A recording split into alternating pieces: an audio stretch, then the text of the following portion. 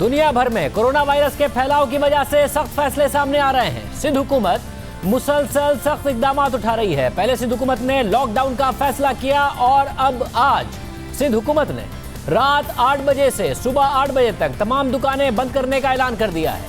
साथ ही आज भारत से भी बड़ा ऐलान सामने आया है। अब से कुछ देर पहले भारतीय वजीर आजम नरेंद्र मोदी ने मुल्क भर में लॉकडाउन का ऐलान किया है। भारत ने पूरे मुल्क में 21 दिनों के मुकम्मल लॉकडाउन का ऐलान कर दिया है। भारत की 1 अरब 20 करोड़ की आबादी अब मुकम्मल लॉकडाउन में होगी। पाकिस्तान में भी इस वक्त लॉकडाउन है, जबकि सिंध में लॉकडाउन का दूसरा दिन है। मगर अभी सिंध हुकूमत मुतमईन नहीं हो रही है कि अवाम बात नहीं मान रहे हैं और सिंध हुकूमत ने मजीद सख्ती का फैसला कर लिया है।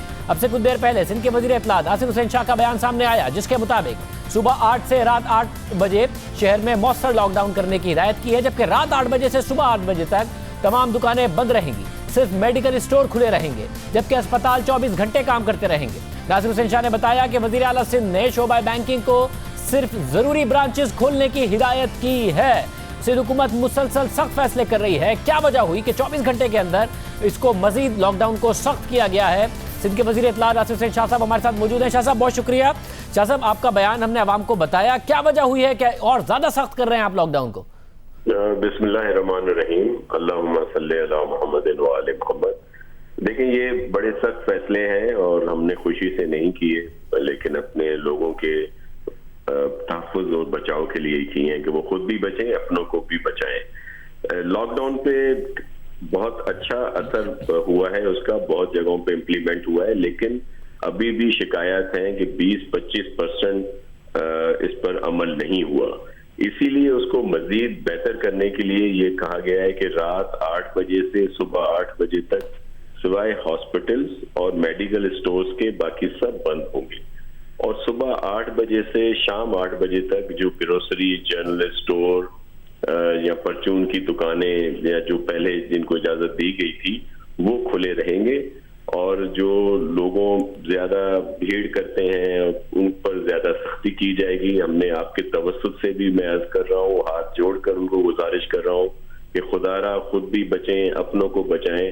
जो फेडरल गवर्नमेंट, प्रोविंशियल गवर्नमेंट की हेल्थ एडवाइजरी है उस पर अमल करें और घरों में रहें, ज्यादा भीड़ भाड़ ना करें। तो शाह साहब, क्या इवेंचुअली आप फिर क्या कर्फ्यू की तरफ भी जा सकते हैं अगर अवाम बिल्कुल भी आप कह रहे हैं कि 20 से 25% अवाम अब भी नहीं मान रहे, और आप दुरुस्त कह रहे हैं अवाम की जिम्मेदारी है, अपने घर वालों का ख्याल करें, घर में जो बुजुर्ग हैं उनका ख्याल करें कि किसी को अगर लग गया तो पूरी फैमिली को मुतासिर हो सकती है। किस तरफ जाएगी फिर सिंध हुकूमत? बिल्कुल, फिर हम लोग कर्फ्यू की तरफ जाएंगे, और उसमें हमने पहले भी पाक फौज के लिए लिखा है, उन्होंने हमें सपोर्ट भी की है। हमने कोर कमांडर साहब से भी इसमें मीटिंग की थी, चीफ मिनिस्टर साहब ने, और जिसमें सब लोग हमारे साथ शामिल थे। पीटीआई के जैसे गवर्नर साहब ने, वफाक के नुमाइंदे और दीगर सब पॉलिटिकल पार्टीज को भी सीएम साहब ने एतमाद में लिया, उन सब से मीटिंग की, उनकी मशावरत से ही हमने लॉकडाउन का फैसला किया था। उसमें भी अक्सरियत राय यही थी कि कर्फ्यू की तरफ जाया जाए, और बल्कि जैसे आम वही आ रहा है कि कर्फ्यू नहीं है, इट्स केयर फॉर यू, इनके लिए कर रहे हैं सब कुछ। लेकिन हमें अगर एक आध दिन और देखते हैं, नहीं तो फिर सर कर्फ्यू की तरफ जाना पड़ेगा। बहुत शुक्रिया। नासिर हुसैन शाह वज़ीर इत्तलात सिंध कह रहे थे कि अगर अब अवाम ना माने तो कर्फ्यू की तरफ सिंध हुकूमत जाएगी। मुकम्मल तौर पर सब कुछ बंद कर दिया जाएगा, जबरदस्ती बंद करा दिया जाएगा। अभी अवाम मान लें, मज़ीद सख्ती कर दी गई है। हुकूमत ने